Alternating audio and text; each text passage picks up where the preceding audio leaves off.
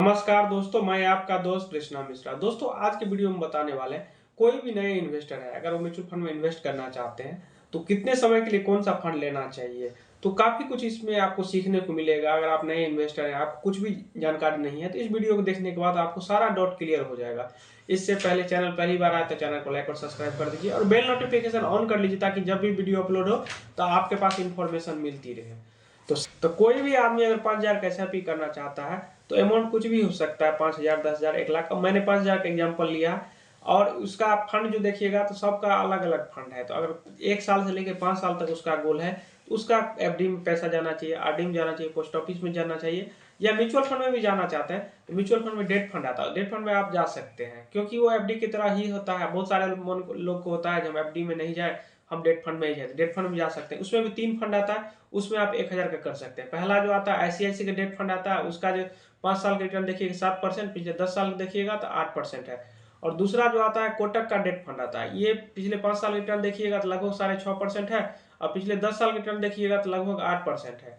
और तीसरा जो आता है एचडीएफसी का डेट फंड आता है, इसका अगर पिछले 5 साल रिटर्न देखिएगा तो लगभग 7% है, और पिछले 10 साल में देखिएगा तो लगभग 8% रिटर्न बना के दिया है। तो 1,000 कैसे भी तो आप इसमें कर सकते हैं। पहले दूसरा गोल जो है उसका 5 साल से लेके 7 साल तक इन्वेस्ट करना है। इसमें आप फ्लेक्सी कैप या लार्ज कैप में जा सकते हैं। लेकिन लार्ज कैप में जाते हैं तो क्या होता है, लार्ज कैप में ये रहता है कि वो लार्ज कैप में ही पैसा लगा सकते हैं। लेकिन फ्लेक्सी कैप में अगर जाते हैं तो फंड बनने के बाद फ्रीडम रहता है, वो लार्ज कैप के अलावा दूसरे फंड में भी जा सकते हैं। तो इसीलिए लार्ज कैप की तुलना में फ्लेक्सी कैप ज्यादा रिटर्न बना के देता है। तो मैंने फ्लेक्सी कैप का लिया है। तो सबसे पहला फंड जो आता है वो पारंपरिक फ्लेक्सी कैप आता है, जिसका 5 साल रिटर्न देखिएगा तो लगभग 22%, पिछले 10 साल का रिटर्न देखिएगा तो लगभग 18% है। और दूसरा जो आता है वो आता है एचडीएफसी फ्लेक्सी कैप, इसका पिछले 5 साल रिटर्न देखिएगा तो लगभग 27%, पिछले 10 साल का देखिएगा तो लगभग 17%।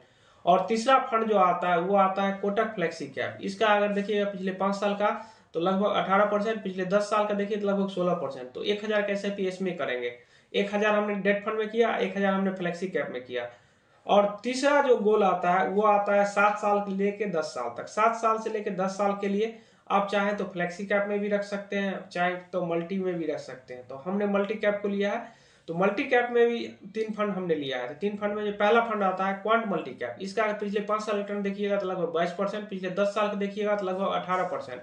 दूसरा जो आता है वो आता है निप्पॉन इंडिया मल्टी कैप, इसका अगर पिछले 5 साल में देखिएगा तो लगभग 28%, पिछले 10 साल में देखिएगा तो लगभग 16%। और तीसरा फंड जो आता है वो आता है आईसीआईसी का मल्टी कैप, इसका अगर पिछले 5 साल का देखिएगा तो 23%, पिछले 10 साल का देखिएगा तो 16% रिटर्न बना के दिया है। तो 1,000 का एसआईपी हम इसमें करेंगे। तो टोटल 3। चौथा गोल जो आता है वो आता है 10 साल प्लस के लिए। 10 साल प्लस के लिए अगर गोल देखिएगा तो 10 साल प्लस के लिए आप चाहे तो स्मॉल में भी जा सकते हैं, मिड में भी जा सकते हैं, या मैक्रो में भी जा सकते हैं, किसी में भी जा सकते हैं। तो हमने स्मॉल कैप का लिया है। स्मॉल कैप में अगर जो पहला स्मॉल कैप जो आता है निप्पॉन इंडिया स्मॉल कैप आता है, इसका अगर फंड साइज देखिएगा लगभग 68,000 करोड़ का फंड है। पिछले 3 साल का देखिएगा तो लगभग 23%, पिछले 5 साल का देखिए 30%, पिछले 10 साल में देखिए तो लगभग 21% रिटर्न बना के दिया है। दूसरा फंड जो आता है वो आता है एक्सिस स्मॉल कैप, इसका भी फंड साइज देखिएगा तो लगभग 27,000 करोड़ का फंड साइज है। पिछले 3 साल में देखिएगा तो 20%, पिछले 5 साल में देखिएगा तो लगभग 25%, पिछले 10 साल में देखिएगा तो लगभग 20%। और तीसरा फंड जो आता है वो आता है एचडीएफसी का, इसका अगर फंड साइज देखिएगा तो 38,000 करोड़ का फंड साइज, पिछले 3 साल में देखिएगा तो 22%, पिछले 5 साल में देखिएगा 28%, पिछले 10 साल में देखिएगा तो 20%। इसमें हम 2,000 का एसआईपी करेंगे। तो टोटल मिला के हमारा 5,000 का एसआईपी होगा, क्योंकि ये गोल हमारा 10 साल प्लस का है। 10 साल प्लस का टाइम है हमारे पास काफी, तो हम स्मॉल मिड मैक्रो किसी में भी जा सकते हैं। तो अपने हिसाब से आप देख लीजिए, आपको लोग मिड में जाए तो मिड में जा सकते हैं, मैक्रो में चाहे तो मैक्रो में जा सकते हैं। लेकिन स्मॉल कैप में जाते हैं तो इसके पास अपॉर्चुनिटी ज्यादा रहता है। स्टॉक मार्केट में लगभग 6,500 स्टॉक है, तो कहीं भी पैसा लगा सकता है। स्मॉल कैप में पूरा फ्रीडम रहता है। मिड कैप में अगर आप जाते हैं तो पहला 100 कंपनी छोड़ के उसके बाद 150 जो कंपनी है तो उसमें आपका पैसा लगता है। तो कुल मिला के अगर इसका देखिए 4 गोल था, अब किसी का 5 गोल होगा तो अपने गोल के हिसाब से रखेंगे। अगर गोल के हिसाब से आप फंड नहीं रखते, मान लीजिए आपका गोल मान लीजिए 5 साल का है, आपने इन्वेस्ट कर दिया उस गलत फंड में, स्मॉल और मिड कैप में, तो आपका पैसा कहीं बनेगा नहीं बनेगा, क्योंकि आपने गलत फंड चुन लिया है। लोगों को इन्फॉर्मेशन नहीं होता। 2 साल 3 साल के लिए किसी ने बोल दिया तो स्मॉल कैप मिड कैप में पूरा पैसा लगा देते हैं। जब मार्केट गिरता है तो बहुत नुकसान हो जाता है।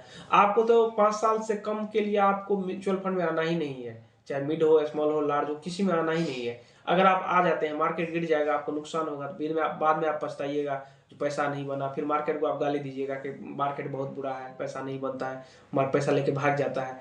तो ये सारा चीज है, तो इसीलिए आपको गोल के हिसाब से चुनना चाहिए। तो चलो मैं एक बार दोहरा दूं, 1 साल से लेकर 5 साल तक अगर आपको टाइम है तो एफडी, आरडी, पोस्ट ऑफिस कहीं भी रखते हैं। 5 साल से लेकर 7 साल का टाइम है तो आप अपना फ्लैक्सी कैप, लार्ज कैप में जा सकते हैं। 7 से लेकर 10 साल तक का टाइम है तो आप मल्टी कैप में जा सकते हैं। 10 साल प्लस का टाइम है तो small cap, mid cap, macro cap कहीं पे भी जा सकते हैं। हमने 1-1 हजार का एसआईपी का एग्जाम्पल लिया था। आप अपने हिसाब से देख सकते हैं, आपको जो सूटेबल लगे उस हिसाब से आप पैसा ऊपर नीचे कर सकते हैं। सबका अलग अलग अमाउंट होता है, सबका अलग अलग इनकम है। कोई 10 हजार कर सकते हैं, कोई 20 हजार। तो इस हिसाब से अपने हिसाब से फिट कर लीजिएगा, क्योंकि लोग को जानकारी रहता नहीं है, गलत पोर्टफोलियो बना लेते हैं, जानकारी नहीं रहता है, बाद में उन्हें नुकसान हो जाता है। किसी के कहने पे सारा का सारा पैसा स्मॉल कैप में ही डाल देते हैं, तो बाद में नुकसान होता है, पछताते हैं। तो हम ये नहीं चाहते किसी का नुकसान हो। तो ये फंड जो था आपको एजुकेशनल पर्पस के लिए बताया गया था। तो अपने हिसाब से आप रिसर्च करके ही किसी भी फंड में इन्वेस्ट करें। तो उम्मीद करते हैं आपको वीडियो पसंद आया होगा। वीडियो पसंद आया तो चैनल को लाइक और सब्सक्राइब कर दीजिए। अगर आपके पास कोई क्वेश्चन हो तो कमेंट करके पूछ सकते हैं।